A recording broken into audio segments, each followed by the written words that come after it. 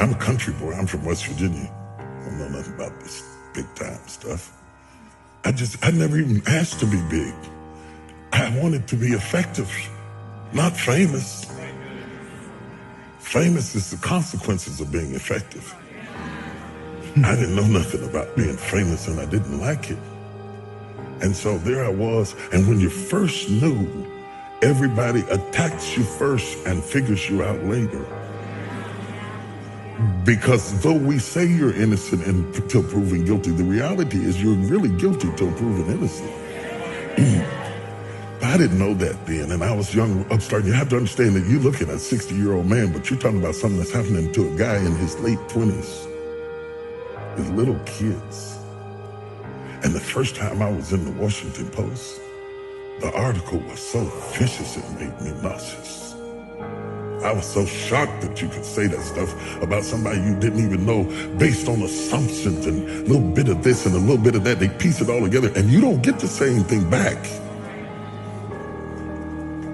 So I decided I don't want this. I was preaching for Pastor Bishop Donnie Mears, and nobody knew it because preachers can override their feelings and function. I preached, the place was on fire, but inside I want to quit. And I told God, I'm through with this. I'm not going through this. I don't need this. I don't need that. I don't have to have all of that stuff to be happy.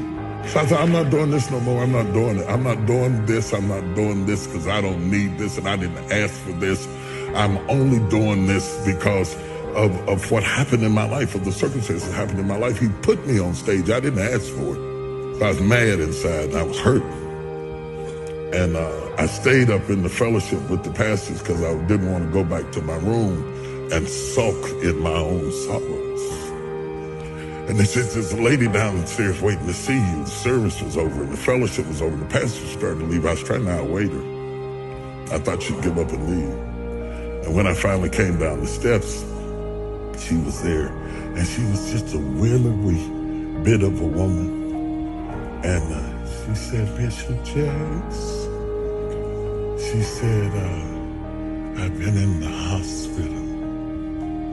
She said, I was pregnant in my fallopian tubes, and the baby died in my tubes, and I was carrying around a dead baby, and the toxicity from the baby almost killed me.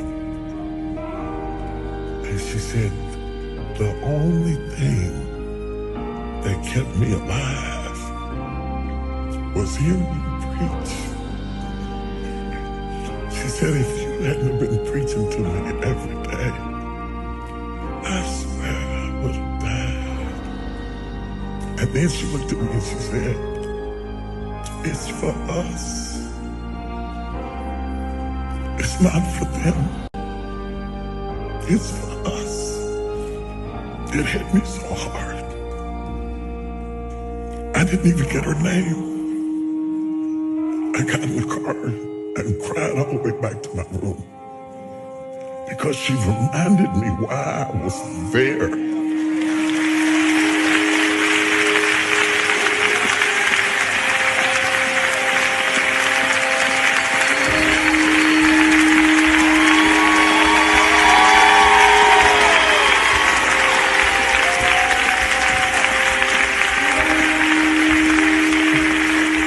I just left. Last week when I text you, I was up in Baltimore in D.C. and I was doing a book signing. And this woman came up to the table to buy sword. She said, you don't remember me, do you?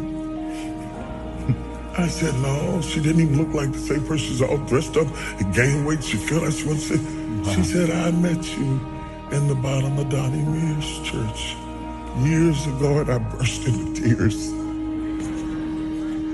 I lost it. I stopped the signing, and I jumped up and hugged her. If it were not for that woman,